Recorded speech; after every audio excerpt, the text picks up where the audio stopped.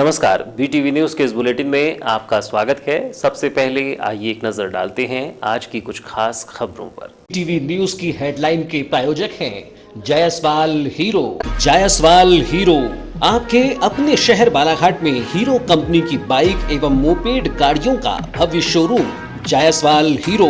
सभी ग्राहकों को दशहरा एवं दीपावली की हार्दिक शुभकामनाएं।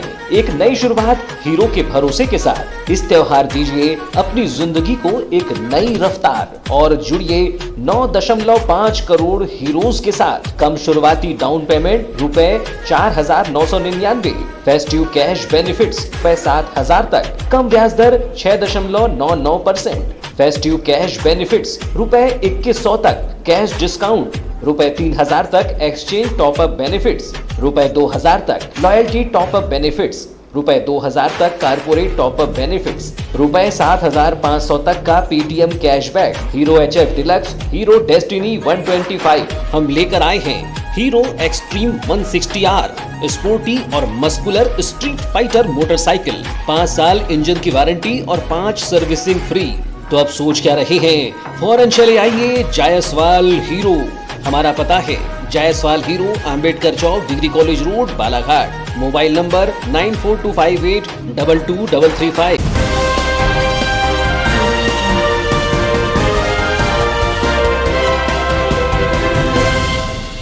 ऑनलाइन पढ़ाई के बाद अब रिवीजन टेस्ट की बारी। कक्षा 9वीं से 12वीं तक के बच्चों का होगा रिवीजन टेस्ट। 20 नवंबर से प्रारंभ होगा रिवीजन टेस्ट। स्कूल और घर पर बैठकर दी जा सकेगी परीक्षा।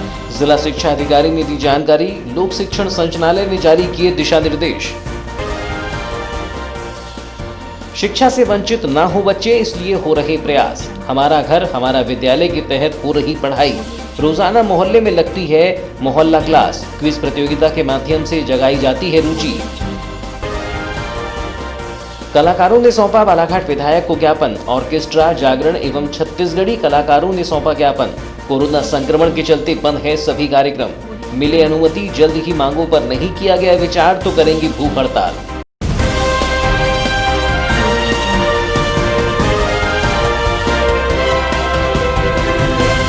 और अब समाचार विस्तार से। कॉलेजों की तर्ज पर सरकारी स्कूलों के विद्यार्थियों की ओपन बुक पैटर्न पर 6 माही परीक्षा 20 नवंबर से शुरू होगी, जो 28 नवंबर तक चलेगी। इस परीक्षा का नाम रिवीजन टेस्ट रखा गया है। यह टेस्ट 9वीं से 12वीं तक कक्षा के विद्यार्थियों के लिए अनिवार्य होगा। इसके अंक वार्षिक परीक्षा में जुड़ेंगे। 9वीं व 10वीं की परीक्षा सुबह 10 से 12 बजे तक होगी। वहीं 11वीं व 12वीं की परीक्षा दोपहर 12:30 से 2:30 बजे तक होगी। रिवीजन टेस्ट के विषय में जानकारी देते हुए जिला शिक्षा अधिकारी राजेंद्र कुमार लटारे ने बताया कि लोक शिक्षण संचालय ने दिशा निर्देश जारी कर बताया कि टेस्ट के लिए विद्यार्थियों को प्रश्न पत्र और उत्तर पुस्तिका भी दी जाएगी, जिसे वे घर ले जाकर भी हल कर सकते हैं। साथ ही स्कूल में टेस्ट आयोजित होंगे। इसके लिए DPI ने ऑनलाइन कक्षाओं में पढ़ाए गए पाठ के आधार पर प्रश्न पत्र तैयार किए हैं। प्रश्न पत्र विमर्श पोर्टल पर अपलोड होंगे और सभी स्कूलों को ऑनलाइन प्रश्न पत्र भी भेजे जाएंगे। स्कूल प्राचार्य विद्यार्थियों को डाउनलोड कर प्रश्न पत्र देंगे। इसमें हर साल पूछे जाने वाले पारंपरिक या सीधे सीधे प्रश्न नहीं पूछे जाएंगे, बल्कि तार्किक वैकल्पिक प्रश्न पूछे जाएंगे। विद्यार्थी पाठ्य पुस्तक से सवाल का जवाब दे सकते हैं। उन्होंने बताया कि कोई भी विद्यार्थी किताबों के साथ प्रश्न पत्र हल कर सकता है। यदि विद्यार्थी घर में बैठकर परीक्षा में शामिल होना चाहता है तो वे अगले दिन आकर उत्तर पुस्तिका जमा कर उस दिन का टेस्ट पेपर ले जा सकेंगे। वहीं अगर विद्यार्थी स्कूल में टेस्ट देना चाहता है तो प्राचार्य एवं शिक्षकों का दायित्व होगा कि वे कोविड-19 संक्रमण से बचाव की सभी व्यवस्था स्कूल में करें। तो हमारे विभाग ने निर्णय लिया है कि 20 नवंबर से लेकर एक समय विभाग चक्र भी प्रसारित किया गया है कि 20 नवंबर से लेकर 28 नवंबर तक एक रिवीजन टेस्ट लिया जाएगा। ये रिवीजन टेस्ट जो होगा उसमें प्रश्न पत्र विमर्श पोर्टल पर डाउनलोड किए जाएंगे।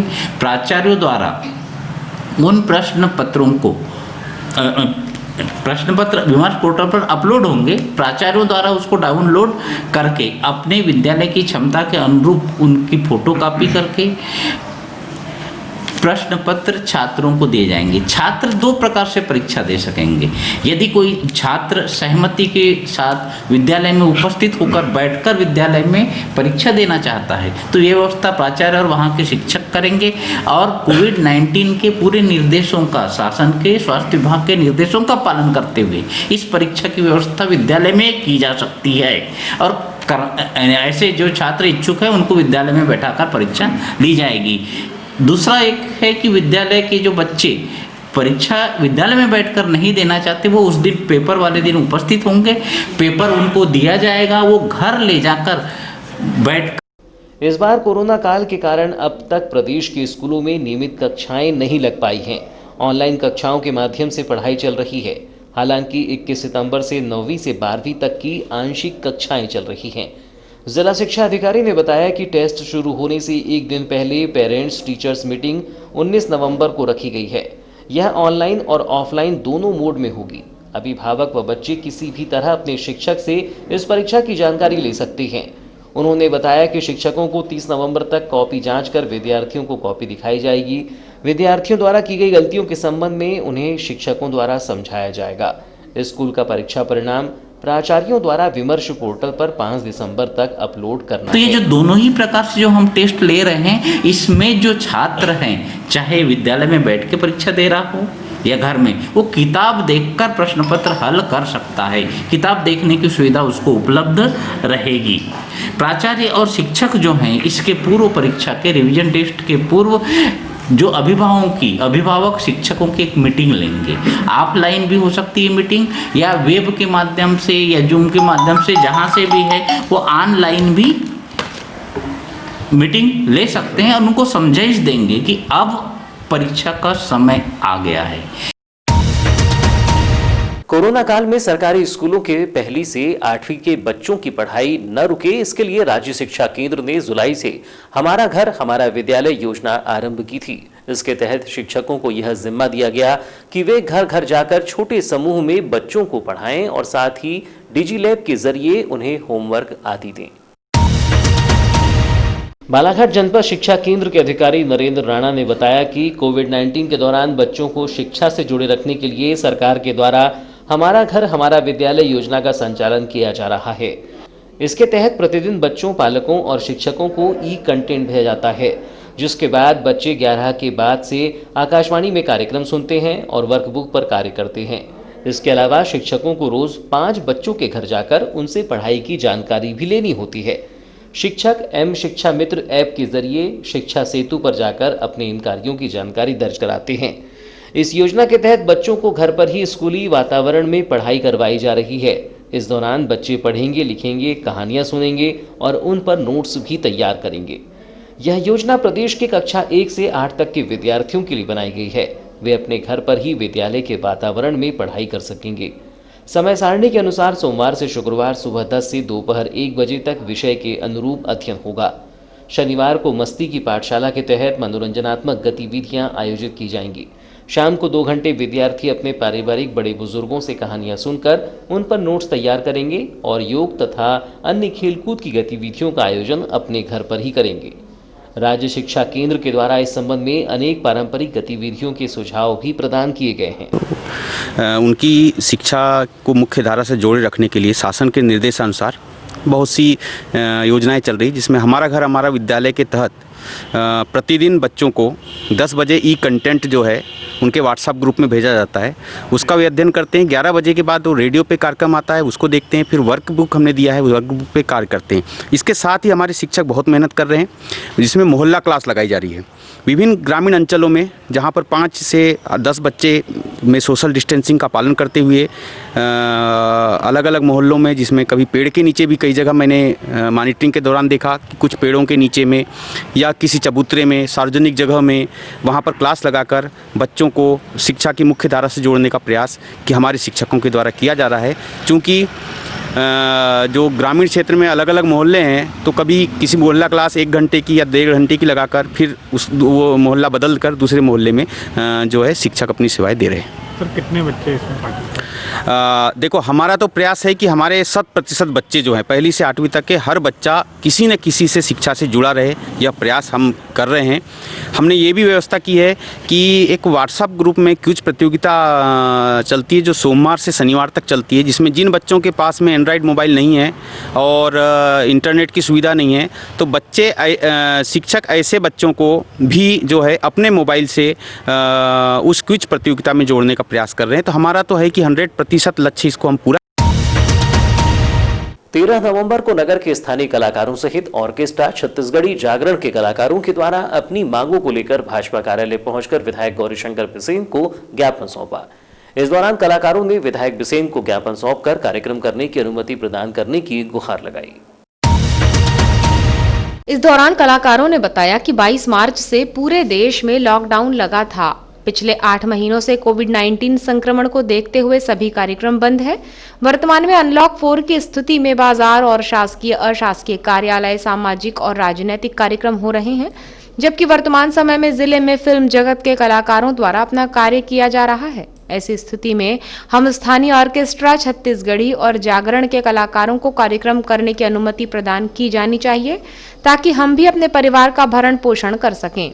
उन्होंने बताया कि अधिकांश कलाकार ग्रामीण अंचलों के छोटे और गरीब परंपरागत कला संगीत के आधार पर अपने और परिवार का पालन पोषण कर धर्म और शासन की योजना का प्रचार प्रसार करते हैं। कोविड-19 के चलते कार्यक्रम बंद होने से रोजी रोटी का संकट आ गया है। उन्होंने बताया कि आगामी समय में दीपावली पर्व के अवसर पर जिले में मंडई मेले का आयोजन किया जाता है, जिसमें कलाकारों के द्वारा अपनी प्रस्तुति दी जाती है, जिससे उनके परिवार की आजीविका चलती है। इस दौरान कलाकारों ने कहा कि अगर जल्द ही इस मामले में प्रशासन के द्वारा सकारात्मक रवैया नहीं अपनाया गया तो उनके द्वारा भूख हड़ताल की जाएगी। यहाँ क्यों एकत्रित हुए आप लोग? हम लोग आज यहाँ इसलिए एकत्रित हुए कि हम सभी जानते हैं कि कोविड-19 लगभग 8 महीने से हम लोग कोविड-19 के चलते किसी भी कार्यक्रम को नहीं कर पा रहे हैं, जिससे हमारे कलाकारों के बीच में बहुत सी समस्याएं पैदा हो रही है। आज दीपावली जैसा सीजन है जो हमारे बालाघाट ज़िले में जैसे मनोरंजन की दृष्टि से रात्रि में कार्यक्रम किए जाते थे, छत्तीसगढ़ी, ऑर्केस्ट्रा, जागरण, इन सभी चीज़ों की अनुमति नहीं मिल पा रही है। हम गौरी भाऊ के पास कार्यालय में इसीलिए आए थे कि हमारी बात कलेक्टर महोदय और प्रशासन की तरफ ये अपना रुख मोड़े। भारत के त्योहार यहाँ की संस्कृति और समाज का आईना है। सभी त्योहारों की अपनी परंपरा और अपना महत्व है। फाल्गुन मास में रंगों के त्योहार होली की धूम होती है, तो वैशाख में सिख बंधुओं की बैसाखी मनाई जाती है, तो कार्तिक मास में प्रदेश दीपों के प्रकाश से जगमगा उठता है। दीपावली हिंदुओं का एक प्रमुख त्योहार है। यह त्योहार कार्तिक मास की अमावस्या के दिन मनाया जाता है।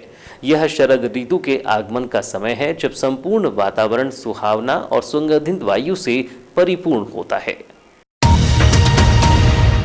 हर साल दीपावली के समय मनाए जाने वाले 5 दिवसीय दीपोत्सव इस बार 5 नहीं बल्कि 4 दिनों का ही होगा। त्रयोदशी और चतुर्दशी एक ही दिन पड़ने के कारण धनतेरस और छोटी दीपावली का त्योहार जहां 13 नवंबर को मनाया जाएगा, वहीं दीपावली का पूजन 14 नवंबर को होगा। 15 को गोवर्धन पूजा और 16 को भैया दूज का पर्व मनाया जाएगा। दीपोत्सव के स्वागत के लिए नगर पूरी तरह से सज धज कर तैयार है। बाजार के लिए खास माने जाने वाले इस दिन के लिए कारोबारियों और ग्राहकों में एक सा उत्साह नजर आ रहा है। 5 दिवसीय दीपोत्सव त्योहार की शुरुआत गुरुवार को धन के देवता कुबेर की पूजा अर्चना कर मनाए जाने वाले दिन धनतेरस से हुई। यहाँ कोरोना वायरस संक्रमण के चलते लगाए गए लॉकडाउन से निर्मित हुए आर्थिक संकट के हालात के काफी दिनों बाद बाजार में रौनक नजर आ रही है और लोग जमकर खरीदारी करते हुए दिखाई दे रहे हैं। जबकि 14 नवंबर को देश सहित जिले भर में दीपों के इस पर्व को मनाने के लिए हर घर में तैयारियां पूर्ण हो चुकी हैं। जहां 14 नवंबर को विधि विधान से माता लक्ष्मी सहित अन्य देवी देवताओं का पूजन अर्चन किया जाएगा।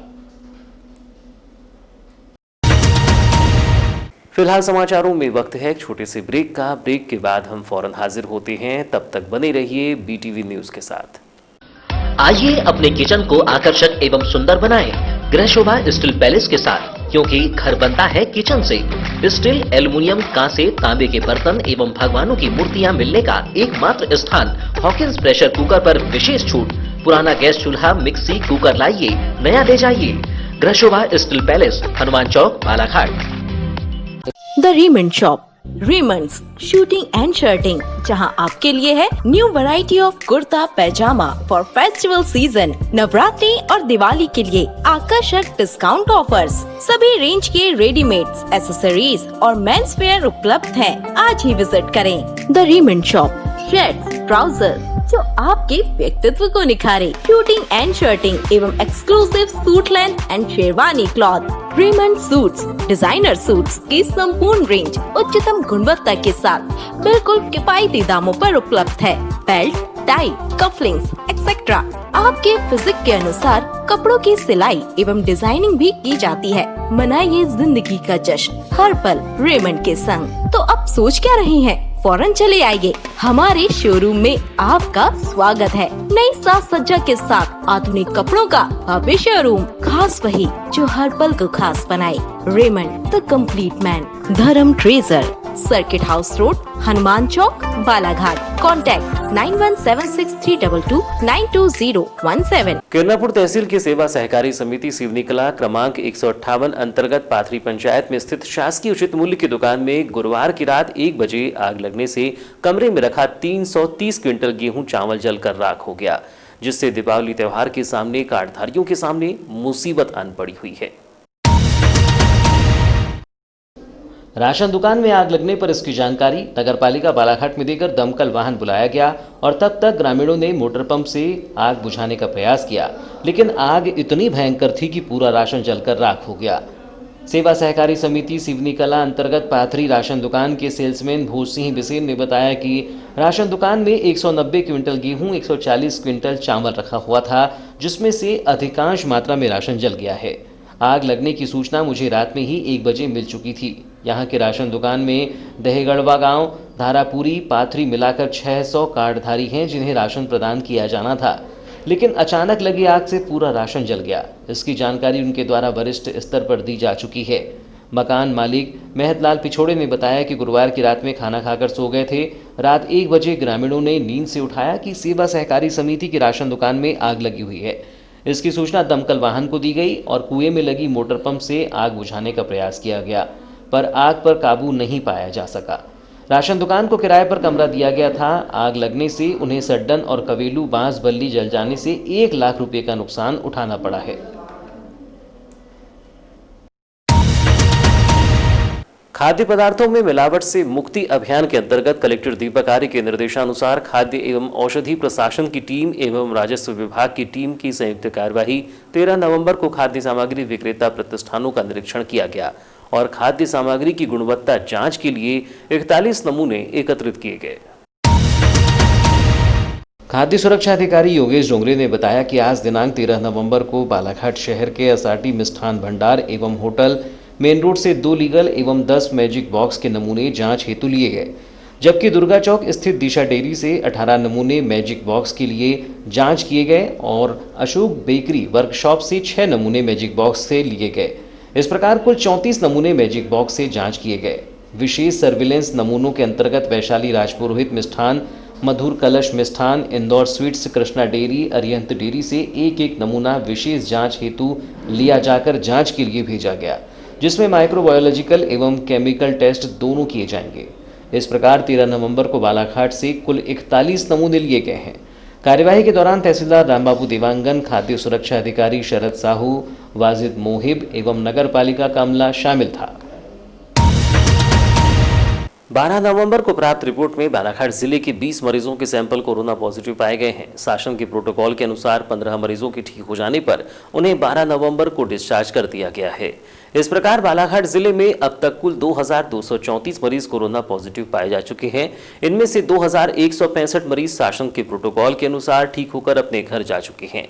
47 मरीजों का उपचार किया जा रहा है, जबकि अन्य जिलों एवं राज्यों में बालाघाट जिले के 225 व्यक्ति कोरोना संक्रमित पाए गए हैं।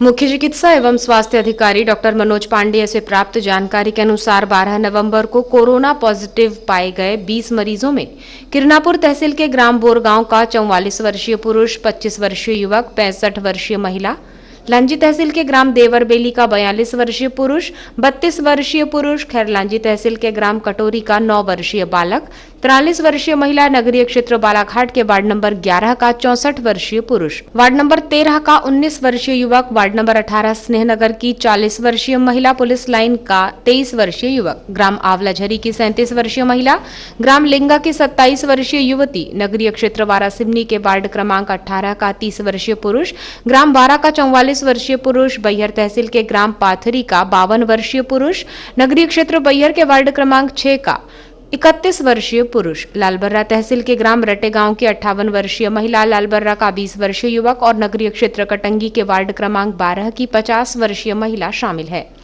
कोरोना पॉजिटिव पाए गए मरीजों के उपचार के लिए जिला प्रशासन बालाघाट द्वारा पर्याप्त संख्या में बेड का इंतजाम किया गया है। कोविड सेंटर गोंगलई, बालाघाट, बैहर और लांजी में 575 बेड और ITI के पीछे बूढ़ी बालाघाट में बनाए गए कोविड अस्पताल में ऑक्सीजन सुविधा युक्त 105 बेड का इंतजाम किया गया है। 13 नवंबर को शाम 5 बजे की स्थिति में कोविड केयर सेंटर के 575 में से 37 बेड मरीजों से भरे हैं। ऑक्सीजन युक्त ICU बेड पर 2 मरीज भर्ती हैं। 27 मरीजों को होम आइसोलेशन में रखा गया है। कोरोना पॉजिटिव 849 मरीजों को आरोग्य कसायम काढ़ा दिया जा रहा है।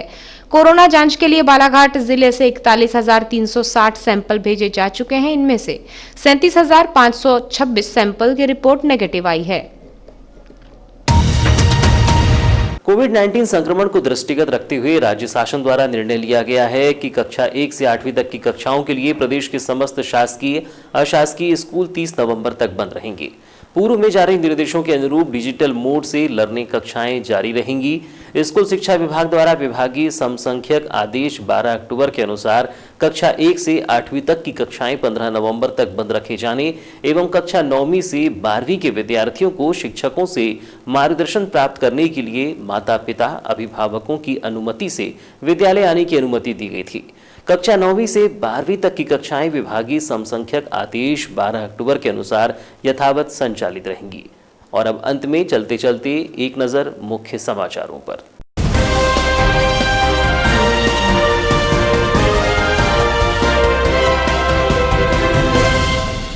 ऑनलाइन पढ़ाई के बाद अब रिवीजन टेस्ट की बारी। कक्षा 9वीं से 12वीं तक के बच्चों का होगा रिवीजन टेस्ट। 20 नवंबर से प्रारंभ होगा रिवीजन टेस्ट। स्कूल और घर पर बैठकर दी जा सकेगी परीक्षा। जिला शिक्षा अधिकारी ने दी जानकारी। लोक शिक्षण संचालनालय ने जारी किए दिशा निर्देश।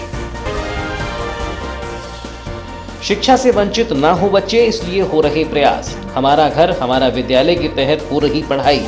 रोजाना मोहल्ले में लगती है मोहल्ला क्लास। क्विज प्रतियोगिता के माध्यम से जगाई जाती है रुचि। कलाकारों ने सौंपा बालाघाट विधायक को ज्ञापन। ऑर्केस्ट्रा, जागरण एवं छत्तीसगढ़ी कलाकारों ने सौंपा ज्ञापन।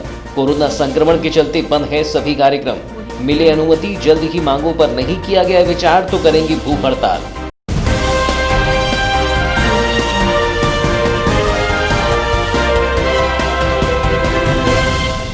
तो ये थी अब तक की खबरें। नई खबरों के साथ एक बार फिर हम हाजिर होंगे। तब तक के लिए दीजिए इजाजत। नमस्कार।